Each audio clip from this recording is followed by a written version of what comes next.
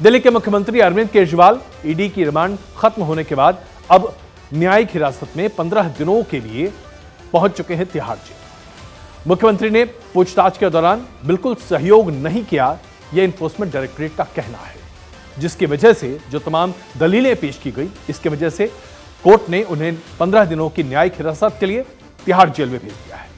ऐसा बताया जा रहा है कि तिहाड़ जेल में सुरक्षा के जबरदस्त इंतजाम किए गए हैं और उससे भी ज्यादा इंतजाम तो यह है कि मुख्यमंत्री अरविंद केजरीवाल को तिहाड़ जेल में किसी भी तरह की कोई दिक्कत ना हो, पूरी तैयारी करनी चाहिए। तैयारी होनी भी चाहिए साहब, क्योंकि तिहाड़ जेल आखिरकार दिल्ली सरकार के मातहत है। हम आपके सामने ये बताना चाहते हैं कि अब क्या अगले 25 दिनों तक दिल्ली की सरकार जेल से चलेगी। देखिए 10 दिन तो पहले ही चल चुकी जब अरविंद केजरीवाल ईडी की हिरासत में थे, ईडी की कस्टडी में थे, और अब 15 दिन और चलने की संभावना दिख रही है, क्योंकि तिहाड़ जेल से अब सरकार चलेगी। अरविंद केजरीवाल ने अभी तक ऐसे कोई संकेत दिए नहीं हैं कि वो अपने पद से इस्तीफा देने वाले हैं।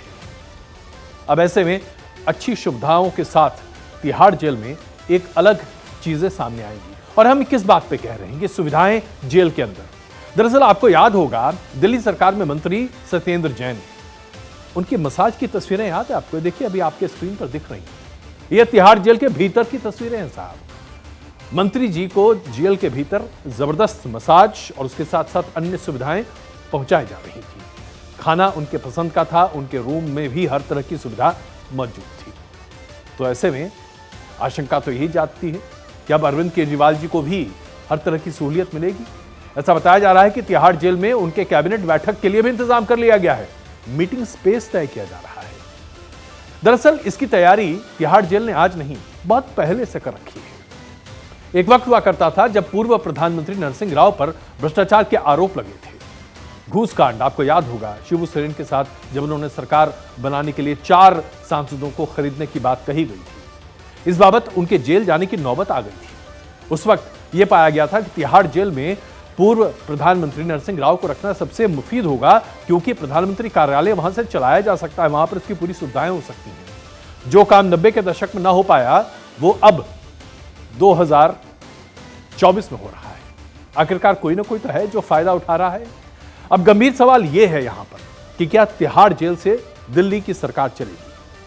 अरविंद केजरीवाल लगातार यह कहते आए हैं कि उनको इस्तीफा देने की कोई आवश्यकता नहीं। इस मसले पर हमने कानून विशेषज्ञों से भी राय जाननी चाहिए। हमने पूछा उनसे कि जरा बताइए तो सही साहब, 10 दिन तक जेल में रहने के बाद भी अरविंद केजरीवाल दिल्ली के मुख्यमंत्री हैं, अभी 15 दिन और जेल में रहेंगे, मुख्यमंत्री बने रहेंगे क्या? जेल के अपने प्रिजन रूल्स हैं, वो प्रिजन रूल्स डूज और डोंट डिसाइड करते हैं।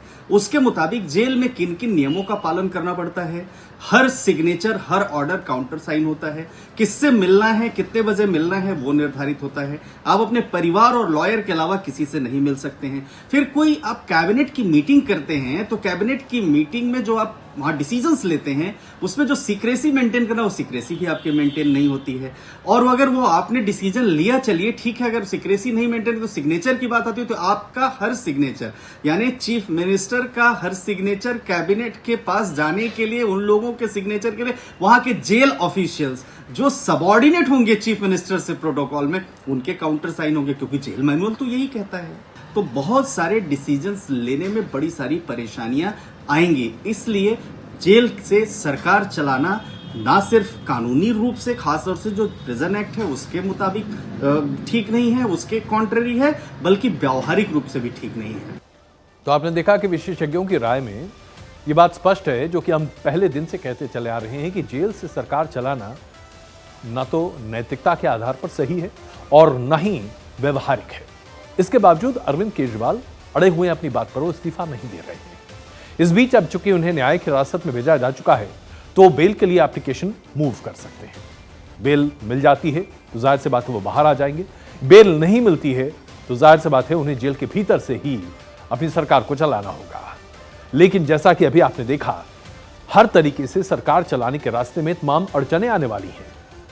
अब ऐसे में जेल के भीतर से सरकार चलाना और कितना मुश्किल हो सकता है, या दरअसल ये नैतिक तौर पर कितना गलत है, ये भी देख लीजिए। चीफ मिनिस्टर के संवैधानिक पद पे बने रहने के लिए काफ़ी सारे ऐसे टास्क होते हैं जो एक चीफ मिनिस्टर को डेली बेसिस पे करने होते हैं। हमने अपने काउंसिल ऑफ मिनिस्टर्स के साथ मीटिंग करनी होती है, काफ़ी सारे सरकारी अधिकारियों के साथ मिलना होता है, ऑर्डर्स पास करने होते हैं, लेटर लिखने होते हैं, रिपोर्ट्स देनी होती हैं। तो दिल्ली प्रेजेंट रूल्स के अंतर्गत ऐसा नहीं लगता, ऐसा संभव नहीं लगता कि मिस्टर केजरीवाल इस चीज़ को बहुत आसानी से कर पाएंगे। और तो तमाम जो विशेषज्ञ हैं उनकी ये राय है कि जेल के भीतर से सरकार चला पाना अपने आप में बहुत ही मुश्किल काम है और गोपनीयता और उसके साथ साथ फैसलों पर उठने वाले सवाल का जवाब मुख्यमंत्री जेल के भीतर रहते हुए नहीं दे सकते। अब इसके साथ साथ सवाल यह भी उठता है कि अरविंद केजरीवाल ने दरअसल जो इन्फोर्समेंट डायरेक्टरेट के साथ अपनी बातचीत हुई है, जो उनसे पूछताछ हुई है, उसके दौरान उन दो लोगों का नाम क्यों लिया जो उनके कैबिनेट के अहम सदस्य रहे। जी हां, हम बात कर रहे हैं उन दो लोगों की जिनको कहा जा रहा है कि उनके पास विजय नायर की रिपोर्टिंग थी। इस बारे में पूछा गया है ईडी के द्वारा कि विजय नायर आपके सीएम कैंप ऑफिस से काम करता था, वो आपके इशारे पर काम करता था, आपने ऐसा क्यों नहीं किया। तो अरविंद केजरीवाल ने जवाब दिया कि नायर की रिपोर्टिंग उनके पास थी ही नहीं, वो तो दो उन नेताओं के पास थी जिनका नाम सौरभ भारद्वाज है और आतिशी है। जी हां, अब जरा सोचिए, दोनों वो लोग हैं जो कि सरकार को अभी चला रहे हैं अरविंद केजरीवाल की गैर मौजूदगी में। ईडी की तरफ से एसजी राजू ने कोर्ट को बताया कि केजरीवाल लगातार गुमराह करने की कोशिश कर रहे हैं। उनसे जब यह पूछा गया कि विजय नायर, आतिशी और सौरभ भारद्वाज को अगर रिपोर्ट करते थे तो उस वक्त आपके कैंप ऑफिस में बैठकर कैसे काम करते थे, तो उन्होंने ये कहा कि इसकी कोई जानकारी उनके पास है ही नहीं।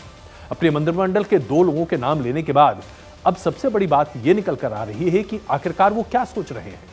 क्या ये दोनों लोग अब किसी भी तरीके से मुख्यमंत्री बनने के रेस में रहेंगे? अगर राजनीतिक विशेषज्ञों की माने तो इन दोनों को अपने रास्ते से अलग करना मुख्यमंत्री अरविंद केजरीवाल के लिए इसलिए जरूरी था ताकि अगर उनकी पत्नी को मुख्यमंत्री पद पर आसीन होना हो तो कम से कम ये दो लोग रास्ते में अड़चन बनकर नहीं आएंगे। इसके साथ साथ एक और बात है जिस पर हमें ध्यान देना चाहिए। आतिशी गोवा में चुनावों के दौरान वहां की प्रभारी थी आम आदमी पार्टी के लिए। अब जाहिर सी बात है दिक्कत हो जाएगी उनके लिए कि अगर आतिशी के ऊपर यह जिम्मेदारी आती है और यह बात सिद्ध हो जाती है कि नायर आतिशी को ही रिपोर्ट किया करता था, तो क्या शराब घोटाले में आतिशी का भी एक बहुत बड़ा रोल था? ईडी ने जो रिवील किया कि जो विजय नायर थे, विजय नायर आतिशी जी को और सौरभ भारद्वाज जी को रिपोर्ट करते थे। यानी वो क्रॉस क्वेश्चनिंग में अगर PMLA prevention of money laundering act में हम देखें तो इन्वेस्टिगेशन के लिए आपने एक बयान, एक स्टेटमेंट दे दिया, वो भी अथॉरिटी के सामने रजिस्टर हो गया। यानी जो आपके लिए बाहर लड़ रहे हैं उनको भी अंदर लाने का आपने इंतजाम करवा दिया। तो जो बाहर लड़ रहे हैं उनके लिए भी आप जेल का रास्ता प्रशस्त करते जा रहे हैं। तो ऐसे में जो महत्वपूर्ण सवाल है जिसकी बानगी हमने रविवार को यानी कि 31 मार्च को रामलीला मैदान में देखी, क्या वही सत्य है? अरविंद केजरीवाल का प्रतिनिधित्व करती उनकी पत्नी सुनीता केजरीवाल। बहुत कुछ कह जाता है वो मंच जहां पर वो मौजूद थी। क्या वो दिल्ली की अगली मुख्यमंत्री हैं? इसके बारे में अटकलों का बाजार बहुत गर्म है। जेल जाने के बाद से लगातार अरविंद केजरीवाल की लिखी चिट्ठियों को उन्हीं की कुर्सी पर बैठकर जनता तक पहुंचाने का काम उनकी पत्नी कर रही है। उनका कोई मंत्री उनकी चिट्ठी नहीं पढ़ता, उनके कोई और सदस्य, पार्टी का कोई वरिष्ठ नेता उनकी चिट्ठियां नहीं पढ़ता, बल्कि अरविंद केजरीवाल की जगह पर उनकी पत्नी उन्हीं के स्टाइल में लोगों के बीच आम आदमी की छवि को मजबूत करने और भावुक बातों को करती हुई दिखाई देती है। इतना ही नहीं, आइए अब आपको यह तस्वीर भी दिखाते हैं जिसे देखकर आप स्पष्ट तौर से समझ जाएंगे कि जब 31 मार्च को केजरीवाल के खिलाफ, उनके गिरफ्तारी के खिलाफ जो तमाम विपक्ष के लोग एकजुट हुए थे, उस मंच पर सोनिया गांधी के ठीक बगल में पहली पंक्ति में अरविंद केजरीवाल की पत्नी बैठी थी। और जिस आत्मीय अंदाज में सोनिया गांधी और सुनीता के बीच में बातचीत हो रही थी, सुनीता केजरीवाल के बीच में, यह अपने आप में प्रदर्शित करता है कि सुनीता केजरीवाल का कद आम आदमी पार्टी में बिना किसी ओहदे के भी कितना बड़ा है। ऐसे में क्या अब किसी को कोई डाउट हो सकता है? क्या किसी को किसी तरह की कोई संशय हो सकता है कि दिल्ली का अगला मुख्यमंत्री कौन होने जा रहा है? देखिए, जब तक तिहाड़ जेल के कमरे नंबर 2 में अरविंद केजरीवाल जी मौजूद हैं, वहां चाय बिस्किट नाश्ता खा रहे हैं और शाम 6:30 बजे तक अपना रोज रात का खाना निपटा चुके होंगे अरविंद केजरीवाल। अरविंद केजरीवाल के लिए अब कम से कम यह जरूरी होगा कि बहुत जल्द उन्हें अपना उत्तराधिकारी तय करना पड़ेगा और इस बड़े काम के लिए उनके पास और कोई नहीं बल्कि उनकी पत्नी का हाथ होगा। हाँ, एक महत्वपूर्ण बात आपको हम बता दें, आप टीवी पर जितने भी खबरें चला रहे हैं साहब, या जो लोग टीवी पर खबरें देख रहे हैं, आप यकीन रखिए कि अरविंद केजरीवाल जी भी उन खबरों को अच्छे से देख सकेंगे।